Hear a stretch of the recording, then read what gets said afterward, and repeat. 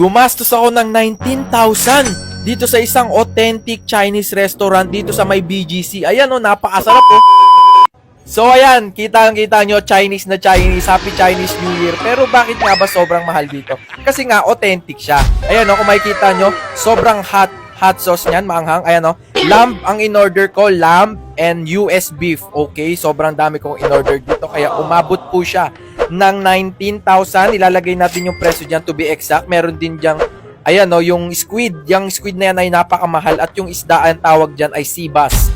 Kung hindi nyo alam, ang sea bass ay isa sa pinakamamahalin na isda sa buong Pilipinas. Ay sa buong mundo pala. So ayan, kung makikita nyo, ang dami kong in-order. At nagsimula na akong magluto dito. Kaya nagmahal din to kasi ang pagluluto dito ay isa rin sa mga binabayaran mo. Ayan o, ilalagay mo lahat yan. Kasi dapat tama yung paglalagay mo dyan. Ayan, kung makikita nyo. Talagang sisimutin natin yan kahit may konting natirang karne sa may lalagyan. Kasi biro mo ba naman, 19,000, magbabayad ka ba naman sa isang kainan mo lamang?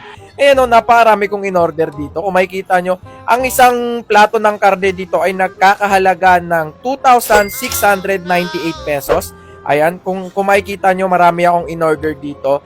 At ang lamb, yung nilagay ko kanina, lamb, yun po ay nagkakahalaga ng 3,293 pesos. Okay?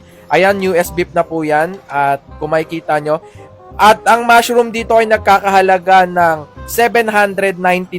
Ayan, yung mushroom na yan. Marami na kasi siya kaya umabot ng 799. At ang corn nila dito ay 4 na piraso ay nagkakahalaga ng 200 pesos. 50 pesos ang isang corn. At ang itlog po na yan, napakaliliit po niyan pero sobrang mamahal niyan. Nagkakahalaga po yan ng 23 pesos isang itlog. Ayan yung maliliit. Kaya po umabot tayo ng 19,000. At syempre, kaya tayo umabot ng 19,000 kasi umorder pa ako ng isa pang set. Okay, ayan, kung makikita nyo. Tingnan nyo, kita nyo yung parang oil na pula. Yan po ang tinatawag nilang authentic oil. Ayan, authentic oil ng Chinese. Ayan, tapos may mga spices po yan. Yan po ang nagpapamahal talaga dyan. Kaya umabot ng 19,000. And syempre, ayan, titikman na natin yan ha, kung talagang authentic ba talaga. Ayan, kung makikita nyo. Ayan o. Nilagay ko yung mushroom tapos meron dyang maliliit na may herbs eh.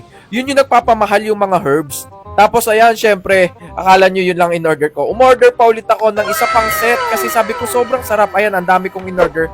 Kaya naman pala umabot ng 19,000. Kaya yung mga haters dyan na nagsasabi na si Haring Bangis ay puro lang forma, walang pera. Ito lang pinakita ko lang sa inyo na may pera ako at talagang bumili ako at napakasarap. Titikman natin yan. 19,000 lang naman to. Medyo nabawasan ng aking bariya sa bangko at tinikman na ni Haring Bangis. So, hinipan mo muna yan kasi fresh na fresh eh. Bagong luto yan eh. Oh. Ang sarap po. 19,000.